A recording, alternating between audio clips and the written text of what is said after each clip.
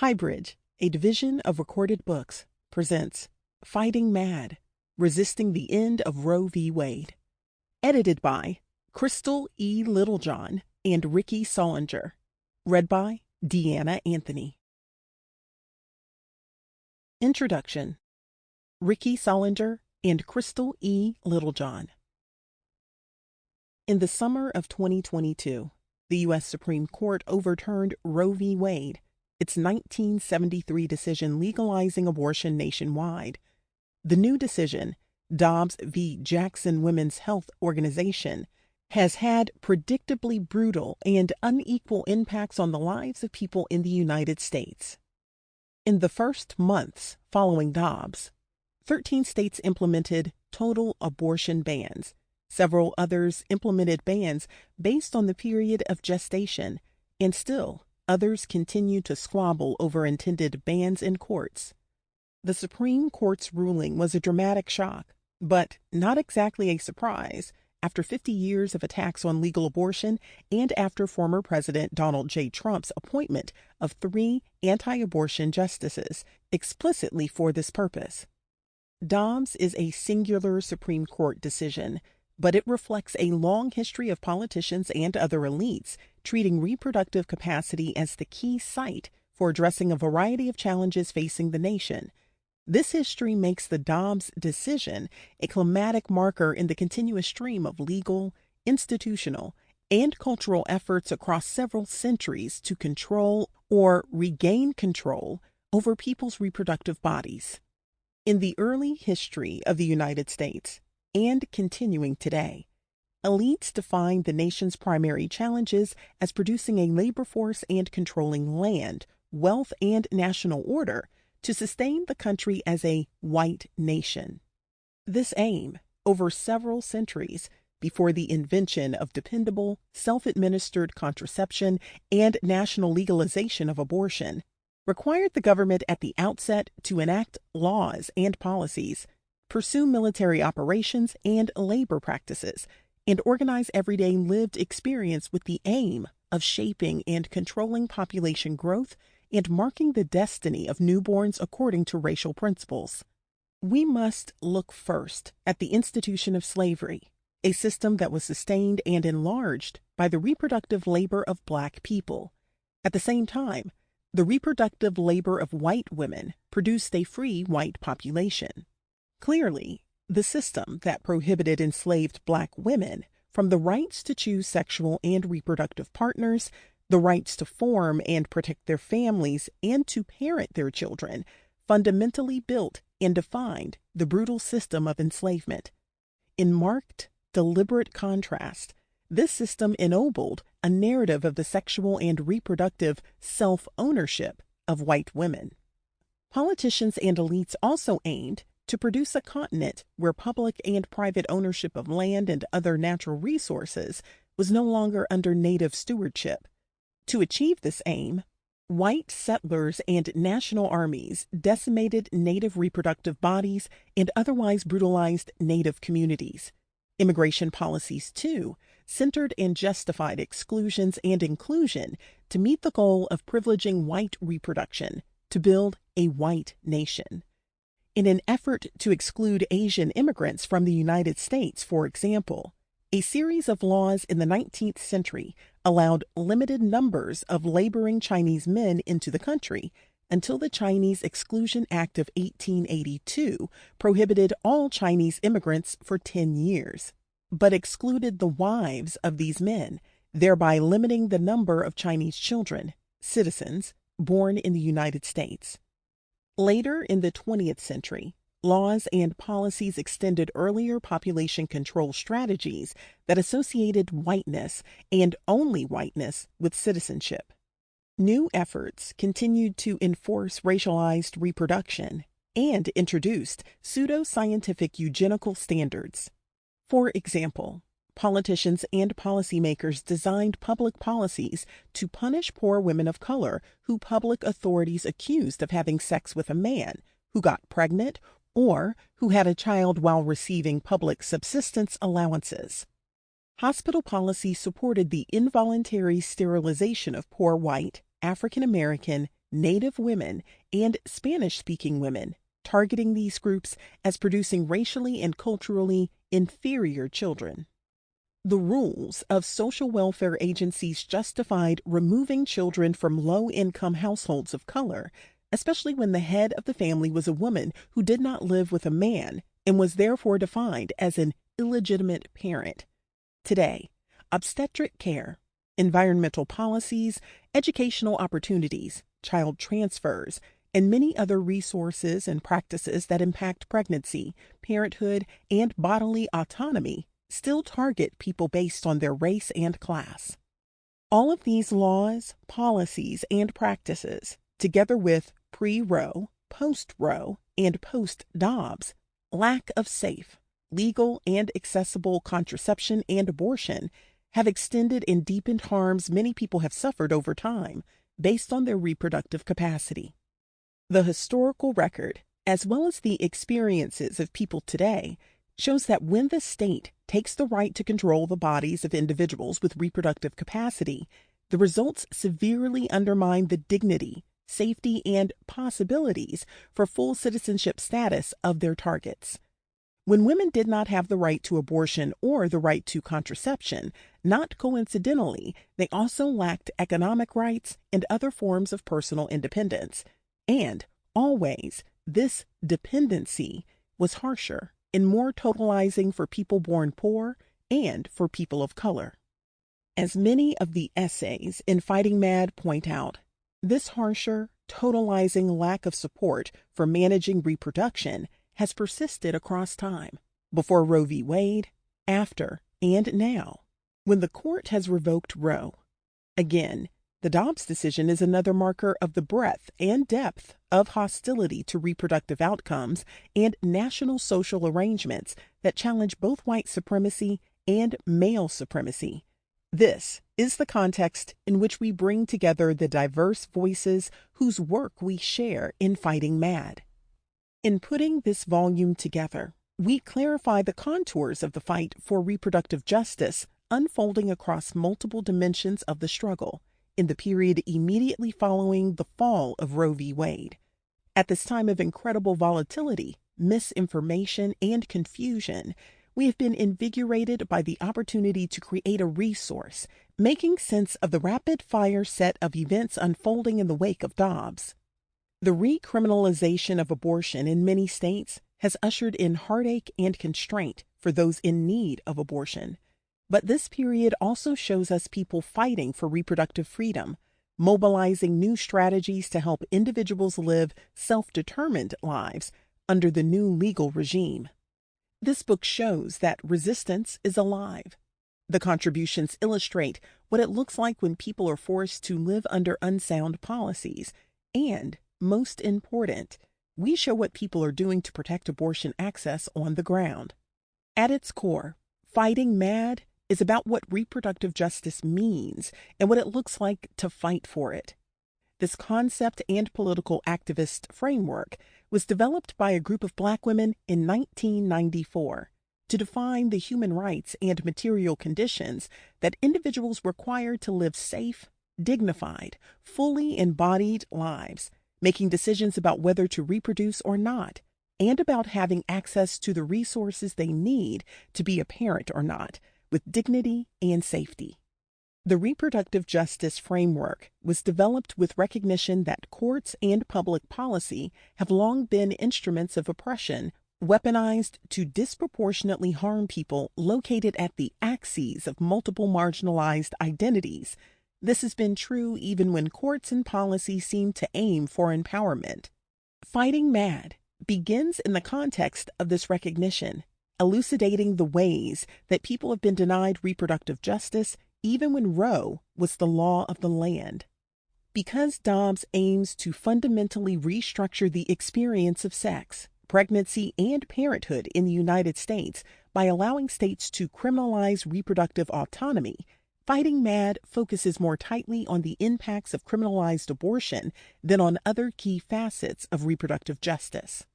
In fact, Dobbs forces us to focus on the meaning and repercussions of this criminalization, the loss of the human right not to have a child, and on the uneven impacts of the court's ruling across society. Nevertheless, in various ways, the essays address the full nexus of core claims that constitute reproductive justice. Because Fighting Mad is devoted to highlighting on-the-ground work in communities and to following the reproductive justice perspective that acknowledges the law's limits in securing reproductive autonomy, we leave close analysis of the legal landscape in the aftermath of Dobbs to others. We want this book to serve as an artifact of this tumultuous period and as a record of the tremendous work people are doing in the crisis, in part so that this period is remembered and its accomplishments remain inspirational and foundational. Nevertheless, as a snapshot of an important historical moment, Fighting Mad is not a comprehensive survey of all forms of post-Dobbs activism, either activism in the interest of reproductive justice or in the interest of state control of reproduction. For example, as we write this introduction, the legal status of medication abortion is unsettled. In early 2023, after a federal judge in Amarillo, Texas, banned the distribution and use of medication abortion, or mifepristone, across the country, the U.S. Supreme Court blocked that ban, keeping mifepristone available in states where and when abortion is legal as the case proceeds through the courts. We cannot know the contours of resistance to that and other court decisions that will surely follow Dobbs. We do not at this point have a comprehensive understanding of how Dobbs will justify interference in various states with access to assisted reproductive technology procedures such as in vitro fertilization, or how many hospitals will curb OB/GYN services in the wake of Dobbs. Indeed, the impacts of Dobbs, strategic responses to the decision, and ensuing developments will continue to evolve over years. We have been heartened to bring together a group of change agents representing a remarkable breadth of energy and expertise, activists and artists, academics and abortion storytellers, religious leaders, healthcare professionals, legislators, and clinic directors. This volume has collected the voices of people working to facilitate abortion access and travel, fighting in courts to protect access to abortion and to protect people criminalized for having one, providing abortion care and support across the spectrum of client and patient needs, and so much more. Creating a platform to share all this work felt like both a service to listeners and therapeutic respite for ourselves. For just as we read story after story about tragedies unfolding in the news, we also hear essay after essay about how activists are standing fast in the face of reproductive tyranny to create better lives for themselves and others. As such, our methodology reflects the world that we live in. To find such a diverse range of contributors, we scoured the internet and looked for fresh names in news stories. We thought of people whom we knew were doing the work and built out from our networks to find contributors whom we did not know. We had conversations that sparked new ideas for a domain that we believed needed coverage. And we reached out wherever and whenever we could, recognizing that the people were busy doing the work that we so desperately wanted them to write about. We remain ever grateful that they obliged and that we can now share their voices. The perspectives gathered here reflect the enduring commitment of individuals, communities, and organizations responding to state violence, variously banding together on the ground to fight for one another while eyeing the courts to assess each new decision and to find opportunities to minimize harms and champion reproductive justice. Fighting Mad honors this work.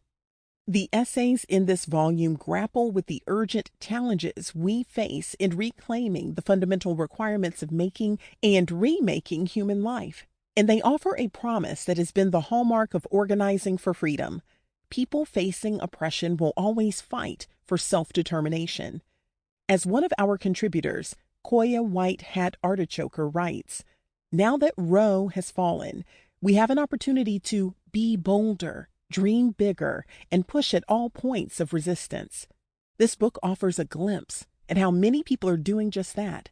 The contributors come from and work within many different traditions and contexts. In writing their pieces, the authors have chosen for themselves what words to use to describe history, lived experience, and this present moment. They have written in various voices, personal, scholarly, or hybrid, and document their essays accordingly. Part 1. Roe was never enough. Krystale E. Littlejohn. As Rickie Solinger and I put together this edited volume, we collectively mourned the fall of Roe v. Wade while recognizing that many marginalized people never enjoyed its protections. Many suffered exclusion. How do we chart a just path forward that frees everyone to realize their human right to abortion if and when they need it? In the pieces in the first part of the book, educators, activists, researchers, and doctors join together to give voice to the experiences of exclusion, subjugation, oppression, and violation that have always existed alongside Roe. Their contributions offer powerful visions of reproductively just futures.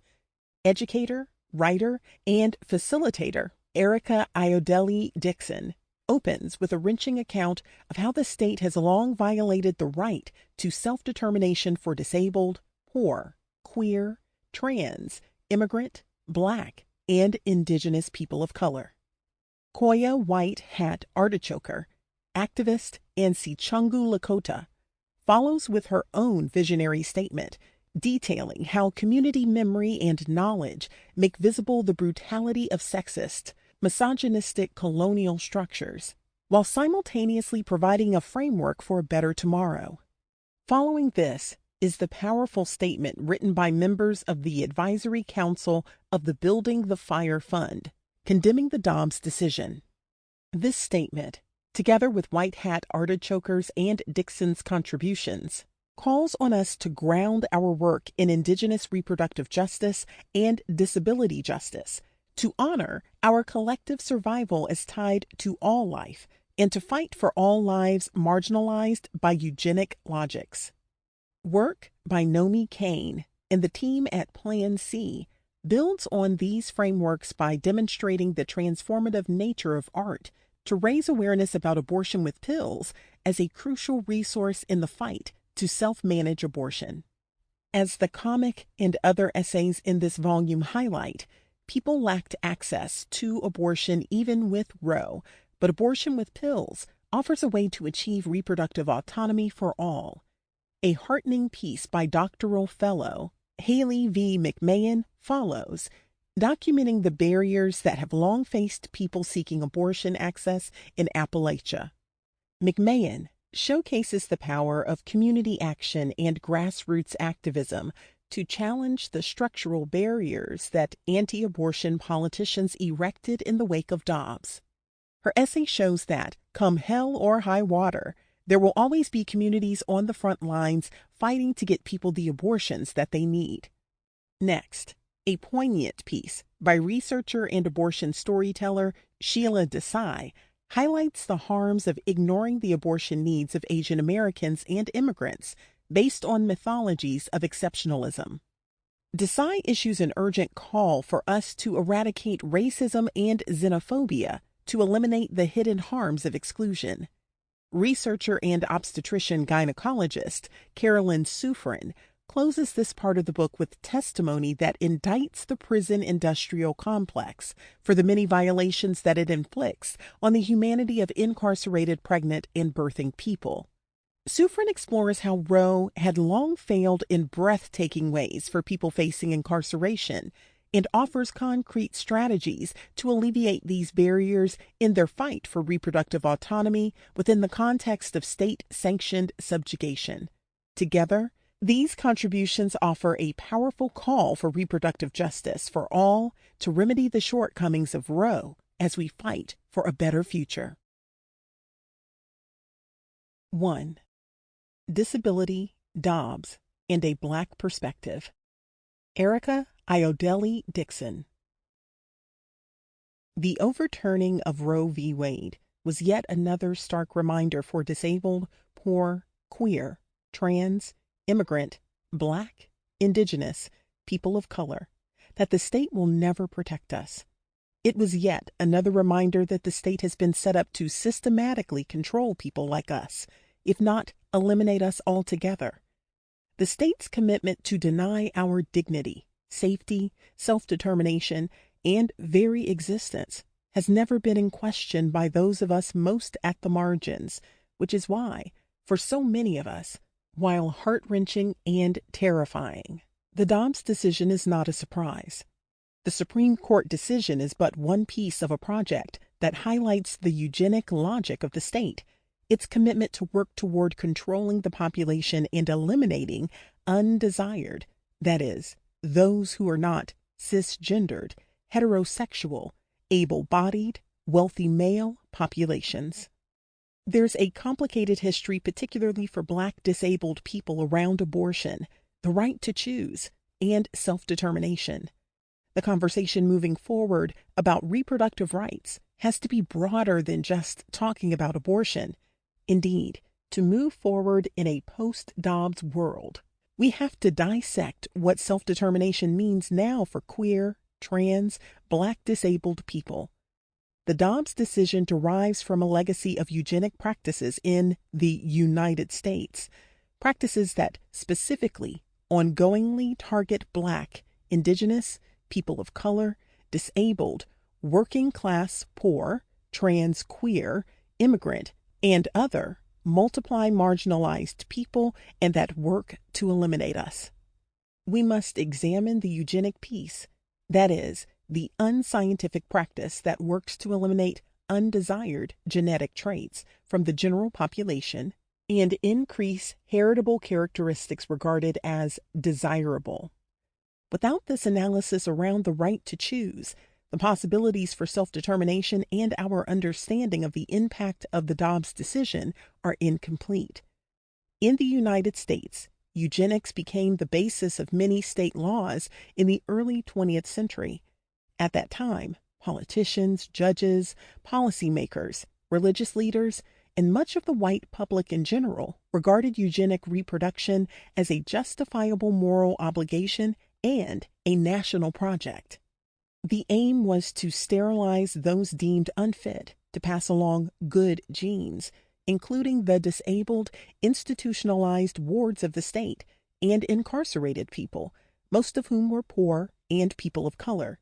It is no secret that the country was founded on principles of population control, that leaders at all levels were devoted to the manipulation of genetics and breeding to create the concept of citizenry as composed of a white, able-bodied, cisgendered, heterosexual male population, while using the brutalities of chattel slavery and the burgeoning economic system to establish complete control over enslaved Africans from the period of white settlement on. If we think about the pro-life, or more aptly, the anti-choice argument, that life begins at conception, we can clearly see a link between this claim and the reality that governed enslaved people of childbearing age. When they got pregnant, fetuses became the property of the enslaver, not the child of the biological parent, a fact that the eugenically minded pro-life movement has yet to grapple with. Indeed, the pro-life movement simultaneously exploits disabled people for the benefit of their anti-abortion movement, while advocating for disabled people to be eliminated from the population. For example, the anti-abortion movement invokes disabled babies and potentially disabled unborn fetuses as a reason for being against abortion. If every life is sacred, terminating a fetus because of disability or potential disability is unimaginable. However, they are using disabled people as a political pawn instead of seeing us in our full humanity and dignity. In fact, by actively advocating for the end to legal abortions, the anti-abortion movement is actively dehumanizing and endangering disabled people's lives, safety, and dignity. No individuals are more impacted by decreased self-determination than members of groups pushed to the margins of society. The state continued to intervene in the reproductive lives of the most marginalized people in the early 1900s. In fact, sterilization and elimination practices in the United States, particularly those enacted on the bodies of disabled people and people of color, influenced the German dictator Hitler.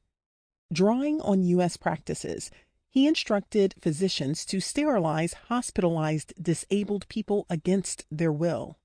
Subsequently, hospital personnel followed orders to murder disabled people. When we focus solely on the criminalization of abortion and ignore the ways that reproductive health has been used as a platform to define purity or a healthy baby, and to codify and categorize disabled people as expendable and removable objects before birth, we do a disservice to the disabled, trans, queer, poor Black, Indigenous, people of color who have suffered centuries of reproductive violation. Carrie Buck, an institutionalized 17-year-old girl in Virginia, wrongly designated as intellectually subnormal, was grotesquely sterilized in the 1920s. In Buck v. Bell, 274 U.S. 200, 1927, the U.S. Supreme Court upheld the constitutionality of Buck's sterilization and the Virginia Sterilization Act of 1924. The decision validated the state's right to coercively sterilize people for the protection and health of the state, thereby officially legalizing eugenic sterilization in the United States. Sterilizations continue deep into the 21st century. Ashley X, a young disabled girl born in 1997, is a contemporary case in which reproductive justice activists and pro-choice activists alike missed an opportunity to support a young girl in a reproductive justice fight. Ashley X's parents decided when she was 10 years old, with the support of her physician, that they would give her hormone blockers to stop her from undergoing puberty, to keep her small-statured and immature, an act that would make her easier to manage as she got older. Ashley X had no advocates and did not understand what was happening to her body. Her case helps us understand that when we replace the consumerist slogan, "the right to choose," with the concept of self-determination, we can see that reproductive justice for disabled people demands we develop both clarity and certainty about the meanings of reproductive freedom and bodily autonomy. This involves fighting for disabled people to receive dignified health care disassociated from the ableist idea of cure, or based on the stigma that disabled people are asexual or can't understand their own sexuality. Disabled people, particularly disabled queer, trans, poor Black people, have long faced obstacles to choosing whether or not to have an abortion. They've also been disqualified from parenting their own children. In the 1950s and 1960s, birth control was being hailed as a miracle for the white middle-class woman who stood to gain educational, workforce, and family planning benefits. But Black and women of color families, especially those of childbearing age, bore the brunt of the enabling experimentation. At the same time, many were subjected by science and public policy to temporary and long-term sterilization. Poor Black families were also stripped of their ability to raise their children due to strictly imposed harsh welfare policies that threatened to split up and incarcerate Black families over minor infractions. The eugenic history of the United States provides the foundation for understanding what we are fighting both for and against. This understanding is crucial for unifying our movements and achieving lasting self-determination, dignity, and affirmative reproductive health for everyone. As Angela Davis says, radical simply means grasping at the root.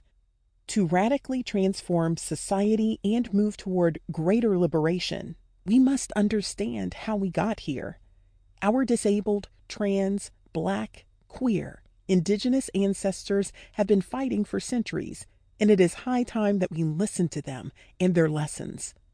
The question, not just for disabled, Black, queer, and trans, Indigenous, poor, immigrant people of color, but for all of us, is how do we build mechanisms for self-determination in a world that remains tethered to eugenic ideas, a world in which people with power continue to pursue elimination and control. First and foremost, we must listen to. Sample complete. Ready to continue?